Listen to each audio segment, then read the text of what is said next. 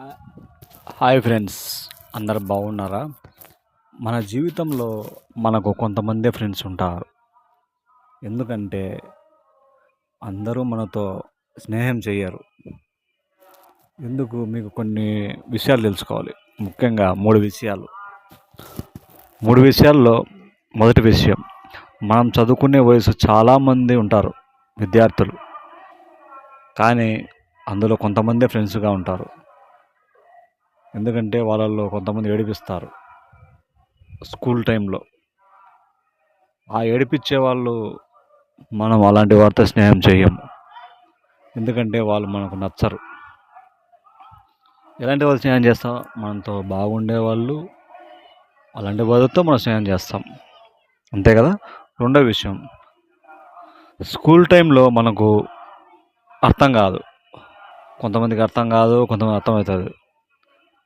ఆ స్కూల్ చదివే వయసులో మనతో ఉండే ఫ్రెండ్స్ చదువు మధ్యలో మానేస్తారు.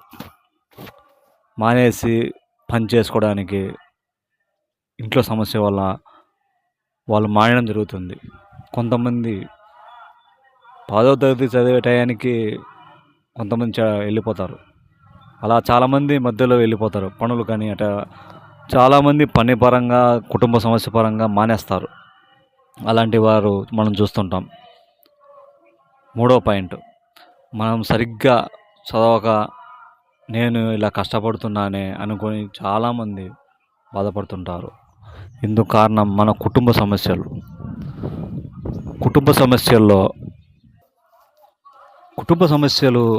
అరే, మన జీవితంలో ఇలా కష్టపడుతున్నావే, నా లైఫ్ ఎప్పుడు బాగుంటుంది, ఎప్పుడు నేను పైకి వస్తానని చాలామంది బాధపడుతుంటారు. చాలామంది బాధపడుతున్నారు కదా. అందుకు మీకోసం, చదువు లేకపోయినా చదువు ఉన్న అలాంటి వారి కోసం ఒక మంచి ఉపయోగపడేది, కష్టపడకుండా మీరు ఇంట్లో వస్తువుల వల్లనే ఒక మీలో వాడిగా మీకు చెప్పడానికి, అందరిలో ఒకవాడిగా మీరు నన్ను నమ్మి ఖచ్చితంగా మీ బాధలు కానీ, ఒక పండుగ వస్తే డబ్బు అవసరం, వ్యాధి వస్తే డబ్బు అవసరం. ఆరోగ్యాన్ని ఎప్పుడైతే కాపాడుకుంటామో అప్పుడే మన జీవితంలో గెలిచినట్టు. ఆరోగ్యం చెడిపోతే డబ్బు ఎంత సంపాదించినా సరిపోదు. ఈ ఆరోగ్యాన్ని ఎప్పుడైతే మనం నిలబెట్టుకుంటామో అప్పుడే. మీరు లైక్ చేసి కామెంట్ చేస్తే ఇంకో వీడియో ద్వారా మీకు చెప్పుతా ఎలా ఎదుర్కొనాలి ఈ విషయాన్ని, మన బాధలను, ఒక ఆరోగ్య విషయం ఎలా ఎదుర్కొనాలి దాని విషయంగా ఇంకో వీడియోలో మీకు చెప్పగలుచుకున్నాను. ఈ వీడియో లైక్ చేసి షేర్ చేయడం వల్ల మరిన్ని విషయాలు మీకు షేర్ చేయగలను. ప్లీజ్ సబ్స్క్రైబ్ చేసి కామెంట్ చేయండి.